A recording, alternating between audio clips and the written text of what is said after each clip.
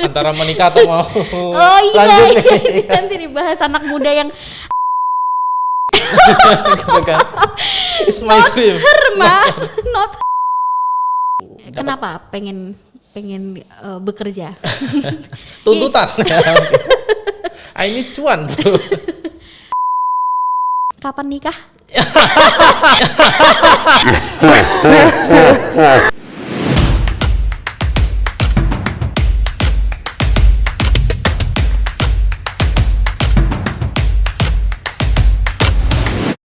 Hai semua sobat IP, kembali lagi ke podcast Inspirational Talks. Di sini podcast alumni. Hari ini kita kedatangan tamu spesial, alumni kita. Nanti kenalan sendiri dia siapa, angkatan berapa. Teng. Hai, Mas Nang Conang. Halo. Sebenarnya aku udah kenal banget sih sama orang ini, tapi buat kalian kenapa dia diundang di sini, pasti punya cerita yang nanti memotivasi. Ya, karena sesuai inspirational podcast, Widih. ya kan? Ini program baru ya? Program barunya IP. Jadi kita mendatangkan alumni-alumni yang semuanya tuh sebenarnya punya cerita ya. Tapi ya nantilah satu-satu. Sekarang giliran Anda, gimana kabarnya Bapak? Alhamdulillah sehat. Sapa dulu dong Sobat IP dong. Halo Sobat IP, salam hangat Salam ya. hangat. Karena di sini dingin ya. Ruangan ini dingin ya. Kenalan dulu dong. Oke. Masa Nang Conang kan nggak Iya. mungkin namanya itu. Oke, halo semuanya. Perkenalkan nama saya Anang Setiawan. Saya masuk ilmu pemerintahan itu tahun 2014. Jadi saya angkatan 2014. Ya, gitu. Lulus tahun? Lulus 2018 bulan Juni kalau nggak salah. Juni ya. Nah, Mas Anang ini ya IP angkatan 2014, lulus S1-nya tepat waktu, kemudian langsung melanjutkan S2, kemudian sekarang sedang menempuh S3 dan sibuk juga untuk bekerja. Nah, kita nanti cari tahu, kita ngobrol-ngobrol lebih banyak lagi bagaimana kesehariannya menjalani rutinitas yang kayaknya mau gila. Gitu Bikin ya. kepala cenut-cenut ya. Iya. Ini ada mau botak nih sebenarnya. Udah kelihatan ya Udah itu ya. kelihatan botak kan. Tidak mau botak. Awas hati-hati belum profesor nanti udah segini. Duh, jangan. Oke, Nang, ngomong-ngomong soal IP nih ya. Kamu kan masuk angkatan 2014, kemudian lulus tepat waktu, kemudian lanjut MIP. Lanjut MIP itu ada gapnya, maksudnya kamu berhenti dulu kemudian lanjut, kemudian S3 gitu kan. Nah itu ada jedanya nggak? Ada jeda waktunya nggak? Kalau dari S1 ke S2 itu langsung. Jadi aku lulus bulan Juni 2018, September 2018 aku udah S2 di MIP UMY. Kalau yang S3 ini ada jeda 1 tahun. 1 tahun Ya, untuk mikir ya. Antara menikah atau mau Oh iya, lanjut nih. nanti dibahas anak muda yang aduh kok S3 tuh kalau kemarin ngobrolnya ke aku kan perspektif perempuan ya, Yeah. kamu kan perspektif cowok gimana gitu, jadi gender equality nih. Oke, gimana sih kamu menjalani ya, maksudnya dari S1 kamu kan aku taunya kamu juga aktif di beberapa organisasi, kemudian di S2 juga beberapa publish paper dan lain sebagainya. Sebetulnya nih yang kamu cari apa sih, Nang? It's my dream. Gitu kan? It's my dream. Her, Mas, not her. Aduh, layangan putus banget nih ya, guys. Oke.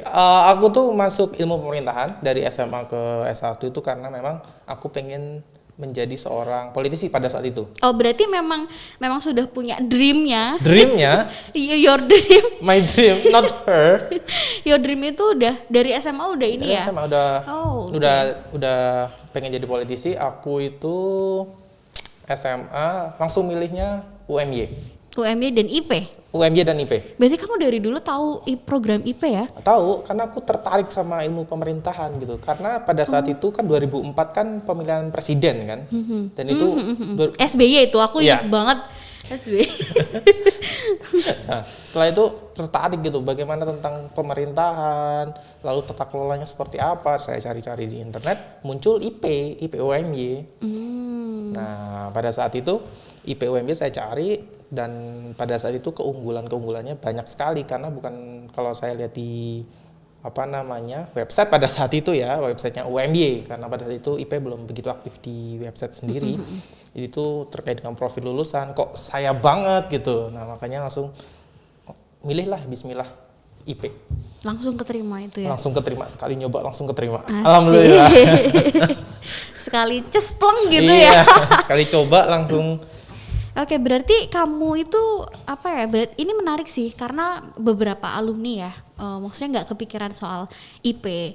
Even me, aku tuh nggak ngerti dulu dari SMA ada jurusan ini aja aku nggak ngerti, to be honest, jujurly itu nggak ngerti gitu. Jadi, tapi kamu berarti dari kecil lah ya, 2004 tuh kan SD kalau nggak salah ya. Iya nggak sih 2014. Oh 2014 itu ya udah masuk zamannya Jokowi ya. Iya pas Pilpres dari Prabowo sama Jokowi. Oh aku tadi dengarnya 2004.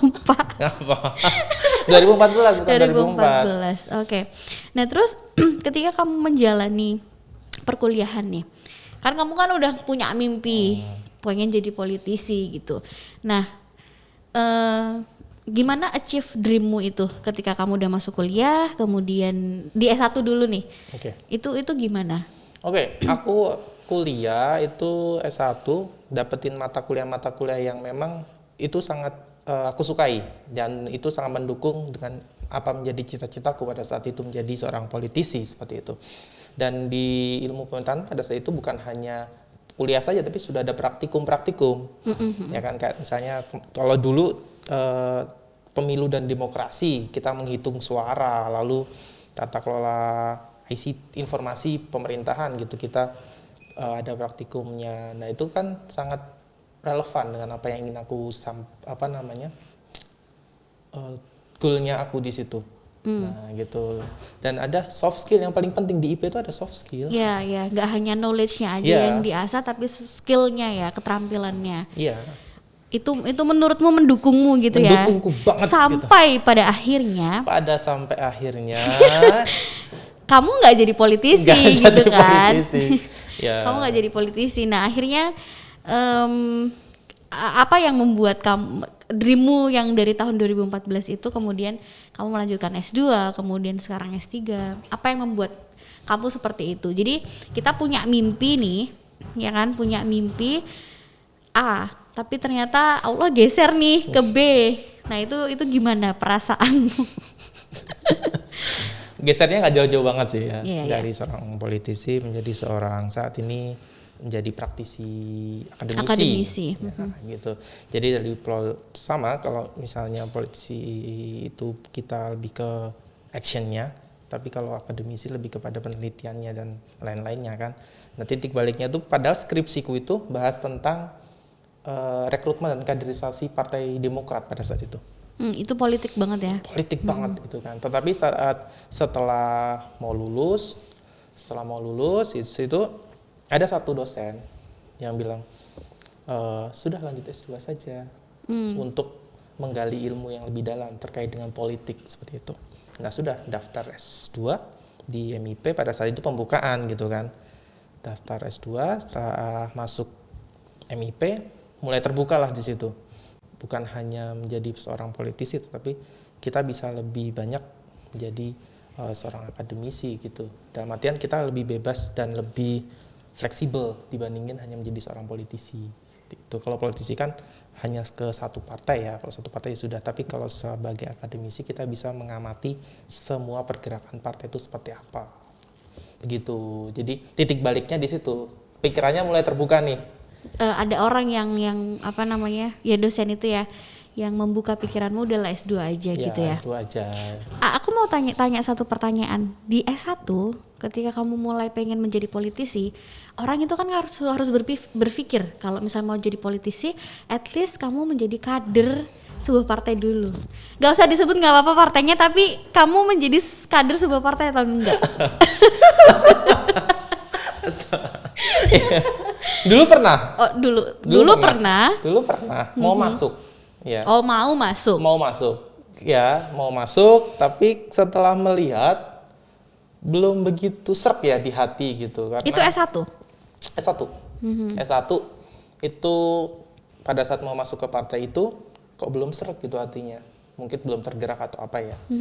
Nah, setelah itu belum menginginkan kembali untuk masuk ke partai politik gitu. Sudah jalannya sekarang lebih ke praktisi akademisi Gitu ya. Nah, menariknya gini, how to changing, maksudnya di luar kamu menerima ya udahlah kayaknya ini jalannya begini nih gitu. Tapi kan seseorang yang punya mimpi aku harus jadi itu, kadangkala kalau misalnya nggak kesampaian mimpinya, itu kayak harus butuh waktu lama untuk berpikir, untuk yakin gak ya. Nah itu gimana prosesnya kamu akhirnya menerima, ya kan, menerima jalanmu sekarang gitu. Loh ini penting, itu ya kan penting setahun guys. loh itu aku memikirkan itu. Pada saat S2 pun aku masih memikirkan itu. Setahun itu berarti dari kapan? Dari aku lulus Lulus S1? lulus S1 sampai aku S2. Ya dari S1 sampai 1 tahun sampai S2 itu aku memikirkan arah ke depanku tuh seperti apa, ya kan, cita-citaku tuh seperti apa. Gitu. Kalau jadi seorang politisi, aku mikir lagi. Tapi ini pikiran aku ya, dalam artian living cost-nya mahal, lalu modal sosial juga harus aku bentuk. Tapi di saat itu aku mencoba untuk lebih realistis saja dengan apa yang ingin aku capai gitu. Nah kalau misalnya realistis, karena memang dari background keluarga itu kan tidak ada yang jadi politisi, ya, dan bahkan pandangannya negatif seperti itu. Nah tapi aku coba pahami apa yang menjadi keinginan keluargaku. Nah bilah ke praktisi akademisi, dan aku juga tanya ke orang tuaku. Jadi ada konsultasi, pembicaraan ya sama orang tua. Selalu. Aku tuh selalu terbuka dan selalu bertanya kepada teman, kepada dosen, kepada orang tua gitu. Kalau misalnya aku masuk ke sini, resikonya apa ya? Kan aku hadapi baik dan buruknya. Setelah itu kan kita menganalisis, dan berjalannya waktu ternyata berubah haluan ya. Berarti waktu kita flashback sebentar, ketika kamu perjalanan memutuskan untuk oke nih aku mau di jalan ini aja, itu tidak menutup kemungkinan kalau kamu lulus S2 itu juga bisa ke politisi dong. Bisa. Ya kan? Iya. Dan kayaknya bergainingnya makin kuat karena sudah SIP, MIP gitu kan ya. Tapi akhirnya memilih jalan lain gitu. Yeah. Nah, perjuangan, sekarang aku mau bahas soal perjuangan Nangis kamu ya. Nangis gak nih? Boleh nanti kayak dikasih sound yang sedih-sedih gitu. Perjuangan ya. Aku melihat kamu itu sosok yang kerja keras gitu. Ya ini buat belajar kita semua sebetulnya teman-teman, bahwa ketika kita S1 mau S2 mau S3 itu pasti ada aja cobaannya, ada aja lika-likunya gitu kan. Nah aku melihat kamu di sini itu sebagai orang yang hardworking, karena kamu juga kerja kan? Iya aku kerja. Kamu lulus S1 ya? Lulus S1 tuh mulai kerja? No, enggak. Sejak S1 aku udah kerja. Oh iya. Sejak S1 aku udah kerja. Kamu kan di organisasi kerja juga? Iya, setelah aku tuh organisasi itu 2015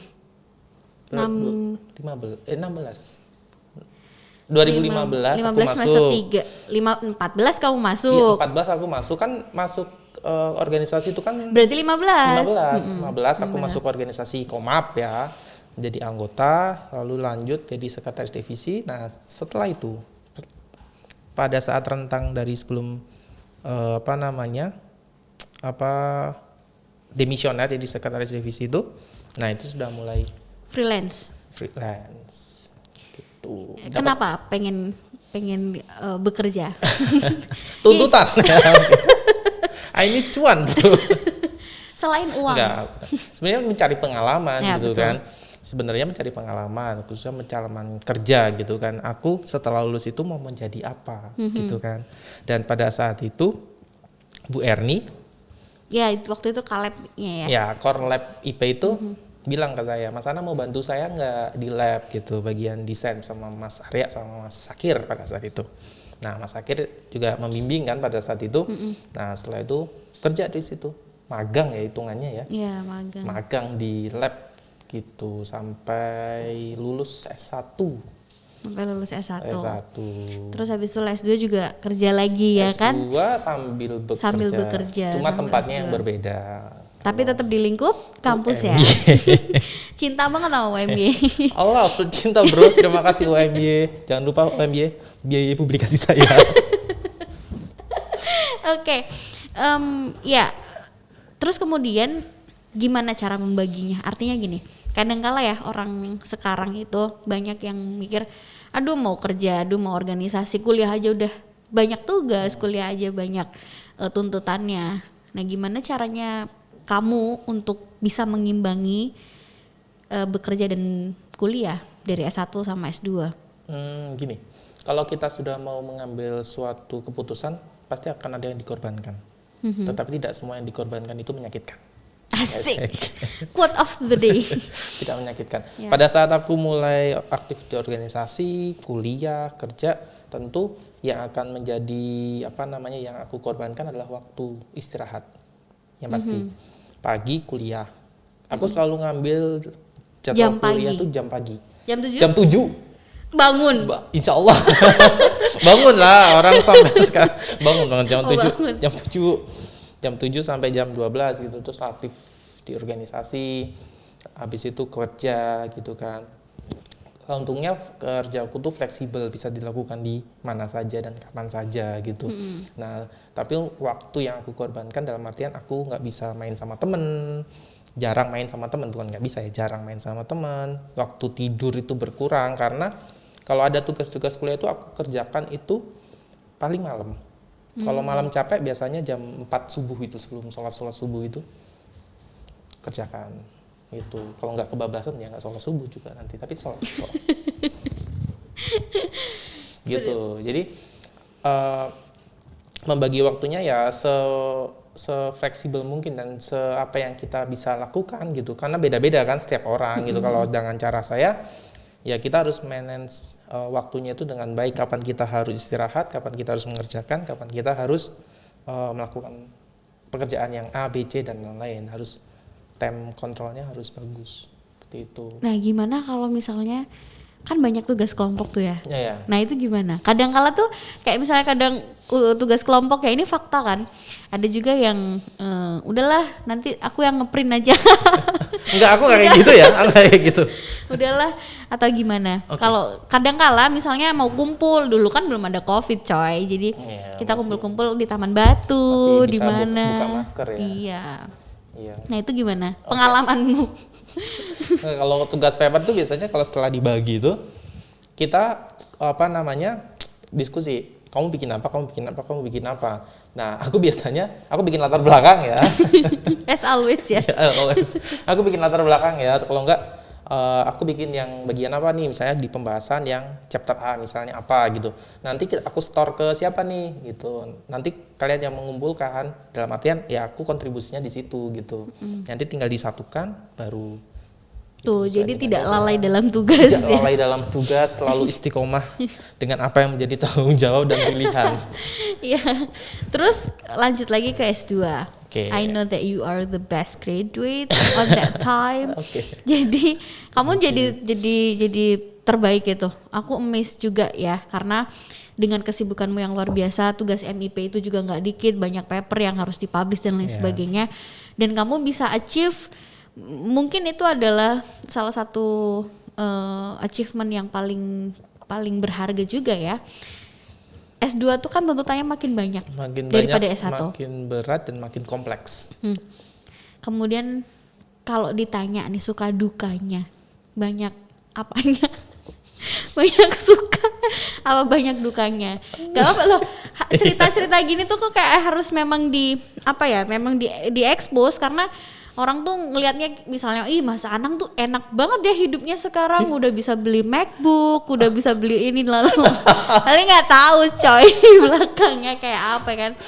Iya kan, suka dukanya. Setiap perjuangan itu kan pasti akan ada goals, ya kan. Benar. Tapi saya belum sampai ke goal saya karena misalnya masih banyak dream saya yang belum tercapai gitu. Tapi setiap dream itu pasti ada yang bukan dream yang harus gede gitu ya, tapi ada dream kecil-kecilnya. Nah, dream kecilnya itu kan yang harus kita apresiasi kepada diri kita sendiri. Misalnya, saya tuh S2 sebenarnya nggak pengen jadi yang terbaik. Jadi nggak ada ini ya? Nggak ada mimpi. Maksudnya tidak, ya benar-benar. Nggak ada mimpi gitu kan. Ya udah, saya kuliah ya seperti biasa, ada tugas saya kerjakan, presentasi ya saya presentasi sebaik mungkin gitu kan. Nah, tapi kan penilaian dosen ya. Nah, saya nggak ada pemikiran, tetapi ternyata itu adalah goal saya, goal kecil saya. Tapi saya tidak mengharapkan goal itu, tapi Allah memberikan itu, ya kan, disyukuri, ya kan. Nah, tadi lalu selanjutnya untuk mengapresiasi diri, misalnya saya menulis paper gitu kan, menulis paper itu nggak langsung saya tulis sehari selesai, enggak, tetapi ini juga buat teman-teman ya, ini tips saya. Misalnya kamu sudah menulis 3 halaman gitu, nah berikan apresiasi kepada diri kamu. Misalnya kamu membeli makanan yang kamu suka, agar menjadi reward buat dirimu sendiri untuk semangat untuk mengerjakan selanjutnya. Kalau semangatku, aduh udah tiga lembar nih, pengen ke Bali. Gimana dong? Oke, itu Sultan. Pengen ke Bali ya gitu. Boleh nanti di fotonya dulu aja. Nanti diedit sama staf IP. Ya bisa. Ke Bali gitu kan. Nah, jadi apresiasi diri sendiri terhadap apa yang sudah kamu lakukan. Tidak usah muluk-muluk orang lain mendapatkan ini, kamu ingin mencapai itu. Setiap orang pasti punya kesuksesannya masing-masing dan memiliki capaiannya masing-masing. Tetap fokus kepada capaian yang akan kamu tuju. Gitu. Luar biasa emang ya Gitu. Mas Anang nih. Oke. Kalau kita bicara soal suka duka tuh tadi belum dijawab loh Mas iya. Anang Oke. BTW. Suka dukanya 50-50 sih. Sukanya balance dapat, dukanya juga dapat. Ya, hidup itu nggak usah kita bikin susah ya. Kita bikin gampang aja, tetapi sesuai dengan rule-nya. Gimana tuh? Gitu. Misalnya Gimana contohnya nih. Mancing-mancing ya. Biar terbuka. Biar Sobat IP bisa mencontohkan. Iya, misalnya gini. Di S2 pasti tugasnya pada saat itu saya tugas paper itu di semester akhir. Karena pada saat itu kan belum begitu banyak paper seperti yang sekarang ya. Nah, itu belum begitu banyak. Nah, misalnya sukanya ya pasti satu kelas itu kan saya S2 itu cuma 11 orang kalau nggak salah. 16 orang, maaf. 16 orang. Dan di situ kita harus mensolidkan dulu nih, gitu kan. Misalnya kita kuliah itu sampai jam 9 malam. Tapi setelah pusing gitu, nah kita langsung biasanya makan dulu nih di Burjo atau di mana gitu yang Pecel lele. Mahasiswa sekali. Ya gitu. Jadi sukanya itu bisa kumpul.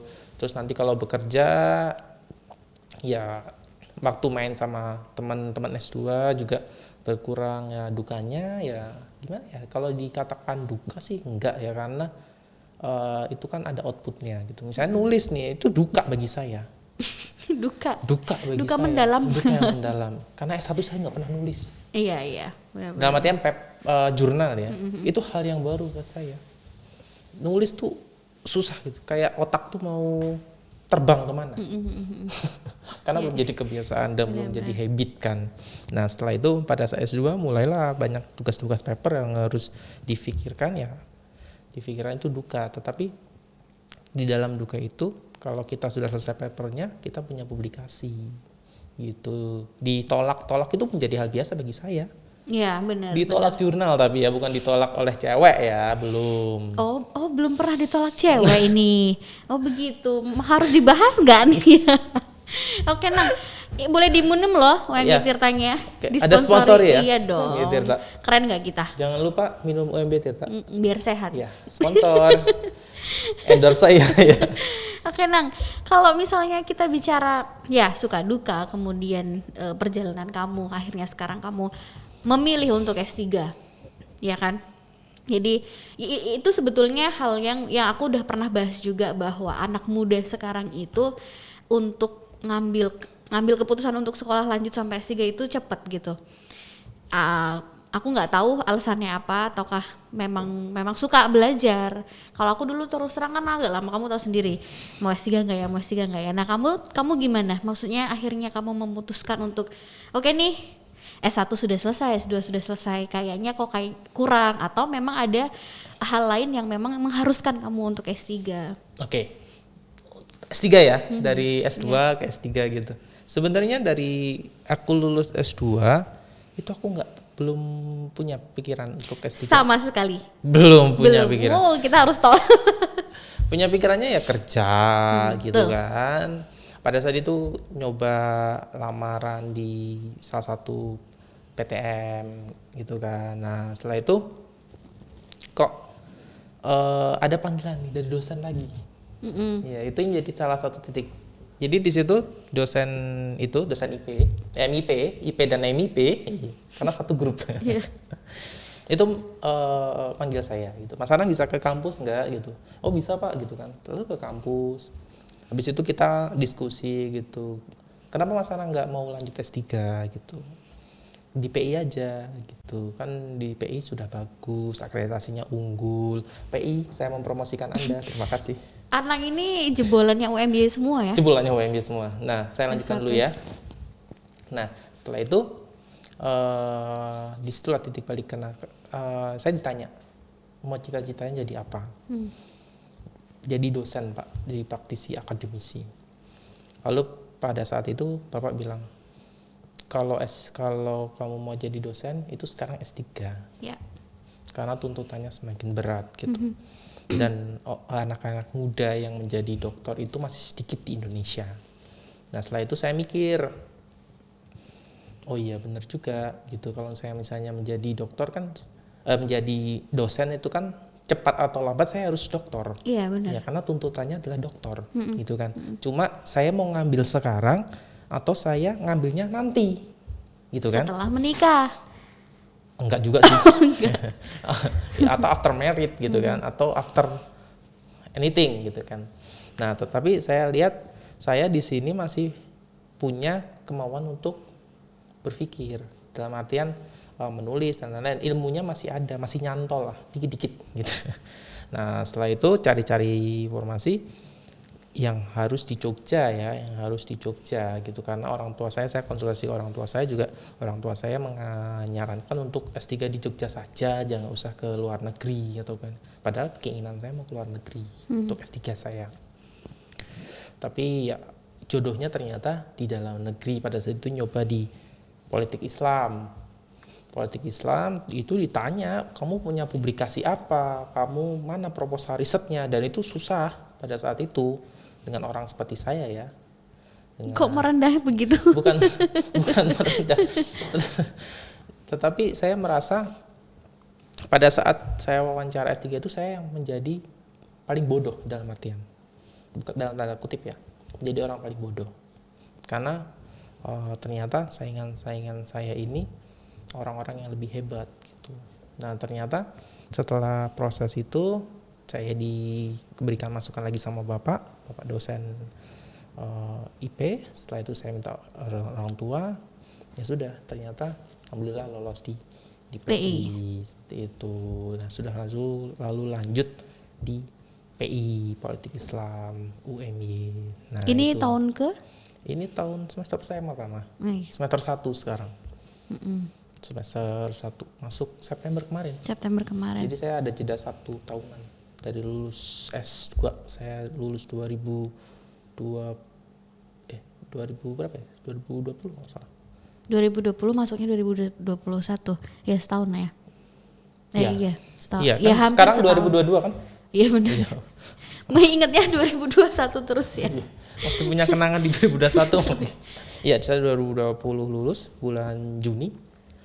Lalu setahun saya mengikhtiarkan diri saya mau lanjut atau tidak, tapi sebenarnya saya nggak ada pemikiran untuk lanjut. Nah, baru setelah itu September 2021 saya masuk S3 Politik Islam. Oke. Dari perjalanannya Anang nih, perjalanan yang menurutku ya pasti banyak perjuangan, banyak pengorbanan gitu, walaupun nggak semua pengorbanan itu menyakitkan gitu kan tidak katamu. Menyakitkan. Apa yang bisa dikasih gitu sama teman-teman IP? Artinya kan Anang dulu belum kepikiran untuk S2, ternyata ada jalan S2. Belum kepikiran S3, ternyata S3, dan ternyata Allah tuh ngasih jalannya bukan semudah itu, tapi kayak seindah itu gitu ya. Yeah. Nah, apa yang pengen kamu sampaikan? Apa yang pengen kamu, ya mungkin bisa jadi contoh dari Anang sendiri. Oke, sebenarnya sharing aja sih ya. Sebenarnya kalau teman-teman mahasiswa gitu pada saat semester 1 masuk ke UMY dan masuk ke ilmu pemerintahan, teman-teman harus punya dreamnya, mimpinya tuh mau jadi apa. gitu. Jangan sampai teman-teman punya pemikiran saya salah masuk jurusan nih. Itu kan banyak. Saya salah masuk jurusan nih, jangan sampai punya pemikiran kayak gitu. Misalnya teman-teman ingin menjadi seorang politisi, ya ditekuni dalam artian ikut kegiatan-kegiatan yang bisa mendukung menuju dreamnya teman-teman menjadi politisi sebagai ASN. Kalau ASN itu kan berarti harus banyak-banyak tes SKD ya kan, ikut-ikut itu, terus apa dan lain-lain. Kalau menjadi orang apalagi akademisi ya banyakin paper ya, mengikuti kegiatan-kegiatan, aktif dalam organisasi karena relasi itu sangat penting. Ya, benar. Setelah saya rasakan sekarang, relasi itu wajib kalian punya ya, karena dengan relasi ini teman-teman akan lebih bisa berbuat banyak gitu dengan apa yang teman-teman cita-citakan ya. Jadi pada saat teman-teman masuk punya dream harus didukung dengan aktivitas-aktivitas teman-teman. Apalagi IP kan sangat mendukung dan memberikan fasilitas yang sudah cukup baik gitu kan. Dalam artian sarana dan prasarananya sudah memadai. Tinggal bagaimana mahasiswanya memanfaatkan. Betul. Nah, di situ mahasiswa saya harapkan juga bisa memanfaatkan semaksimal mungkin gitu kan. Yang membedakan kalian dengan mahasiswa luar IP UMY misalnya UGM atau apa itu kan diri kalian sendiri. Kalau fasilitasnya sama, ya kan duduk di kursi yang bagus, tidak kalah dengan UGM, layar monitor juga tidak kalah, dosen-dosennya juga sangat baik, reputable, ya memiliki pengalaman yang hampir sama dengan yang di UGM gitu kan. Yang membedakan kan pengembangan diri kalian sendiri, gitu. Masuk organisasi dan lain-lain lah itu bisa di teman-teman siasati sesuai dengan apa yang menjadi minat teman-teman. Jadi pada saat teman-teman nanti lulus, teman-teman sudah tahu arahnya mau kemana, mau bekerja di pemerintahan, di BUMN, BUMD, nah itu kan sudah tahu. Iya, tapi kalau kayak Anang dibelokkan sama Tuhan gitu ya, nah itu juga harus siap tentunya kan. Tapi beloknya jangan kebangetan. Jangan kebangetan, ya. Ya, jangan atret terlalu jauh. Iya. Oke. Nah itu mungkin ya dari Mas Anang sendiri. Terakhir Nang, terkait dengan apa ya? Mungkin motivasi lah ya. Kita bilangnya motivasi ke teman-teman biar semangat, biar mereka mengejar mimpinya. Itu ya sesuai dengan passion mereka, sesuai dengan keinginan mereka. Jangan patah semangat ketika memang harus ambruk dulu. Kan pasti orang itu kan punya masanya itu juga kan. Dan kamu pun iya gitu. Apa nih? Waduh, motivasi ya. Oh iya, namanya Inspiration Podcast ya. Jadi harus ditutup dengan motivasi. Kalau motivasi saya cuma satu sebenarnya. Hina malu biniat. Semuanya itu harus ada niatnya. Ada niatnya. Ya, niat yang baik, niat yang buruk harus ada niatnya dulu. Oke, yang ya buruk kan? juga ada niatnya. Ada niatnya juga gitu. Baik. Tetapi yang harus teman-teman ingat dari niat itu, jika teman-teman sudah memiliki dreamnya ya diniati gitu. Jangan sampai teman-teman itu ya udahlah besok-besok aja lah. Ya jangan gitu. Saya pun menjadi seperti saat ini itu juga karena saya punya niat yang baik, ingin menjadi seorang akademisi yang baik gitu. Dan saya nggak pernah punya cita-cita dapat beasiswa. Oh iya, karena S3-nya Anang itu dapat beasiswa apa Nang? Beasiswa unggulan. Dan ini informasi juga buat teman-teman, beasiswa unggulan itu nggak cuma untuk S3 ya, tetapi S1 bisa, S1, S2 dan bisa. S3. Ya. Mungkin bisa dikasih trik sedikit gitu ya terkait dengan beasiswa itu, nanti bisa dicoba. Ya, seperti yang saya sampaikan tadi, sebenarnya dari teman-teman S1 itu masuk, teman-teman harus punya yang namanya karya ya, pasti. Karya itu bisa akademik, apapun bisa non akademik ya. Apalagi beasiswa unggulan gitu kan. Beasiswa unggulan ini kan dia melihat kepada karya. Nah, jadi pada saat masuk teman-teman harus punya karya baik non akademik maupun akademik. Dan itu terbuka. Nanti kalau misalnya teman-teman daftar gitu, nanti saya kasih tips linknya, link sama tips and tricksnya. Ya, gitu. Hubungin Mas Anang. Iya, jadi nanti ada nomor CP-nya. Saya yang jual. Kayak mempromosikan apa ya? Jadi ada ada proposalnya, proposal studinya mau apa, lalu portofolionya harus seperti apa, nanti saya kasih deh. Tuh. Diminta ya nanti ya. Nanti saya Dan kasih. itu bukanya per tahun? Per tahun selalu ada. Selalu ada. Selalu Dan ada. dibukanya bulan apa itu? Kalau kemarin itu karena COVID ya, karena mundur ya kan, harusnya itu bulan Maret. Bulan Maret sebenarnya sudah harus buka. Oh, bulan Maret. Nah, itu anak kan S3-nya kan baru awal ini. Nah, untuk yang S1 misalnya udah semester berapa atau memang harus maba? Enggak, kalau beasiswa unggulan itu ada 2 skema. Skema mahasiswa baru sama ongoing. Jadi Oh, mahasiswa-mahasiswa iya. yang sudah semester 2, semester 3 bisa dengan mengikuti beasiswa ongoing. Itu guys, ada apa namanya informasi terkait dengan beasiswa karena Mas Anang ini perjuangannya luar biasa ya kalau soal beasiswa S3 ini. Beliau dapat beasiswa yang cukup untuk menghidupi, cukup untuk kuliah, insya Allah ya. Iya. Gitu. Jadi nanti minta ke Mas Anang aja, nanti kita akan share IG-nya kali ya biar bisa nge-DM Mas Anang. Asik. Yang pasti tetap semangat teman-teman untuk mengejar beasiswa. Jadi, kalau belum lolos ya harus coba semangat, lagi. Masih Ada banyak kok yang nyoba sampai 20 kali, 22 kali, 25 kali. Dan kamu sekali coba cespleng lagi. Masya Allah ya. Bukan keberpihakan tapi memang rezekinya. rezekinya. Ya kan kita nggak tahu ya kalau rezeki itu kan bisa dicari di mana aja asal kita mau berusaha kata Mas Anang tadi, dan tetap semangat. Tetap semangat. Gitu kan? Sesuai dengan apa yang ingin dicita-citakan. Nah, oke, mungkin itu ya teman-teman. Jadi kisahnya Mas Anang ini semoga bisa menjadi contoh yang baik. Apa-apa yang tadi sudah dilalui Mas Anang, tentu posisinya sekarang dia di sini di posisi yang menurut saya sangat baik dan strategis karena memang perjuangan beliau juga banyak. Kemudian apa-apa yang sudah dilalui juga pasti banyak lika-likunya gitu. Terakhir Nang, kapan nikah? Oke, sampai jumpa. Terima kasih. Assalamualaikum. Waalaikumsalam.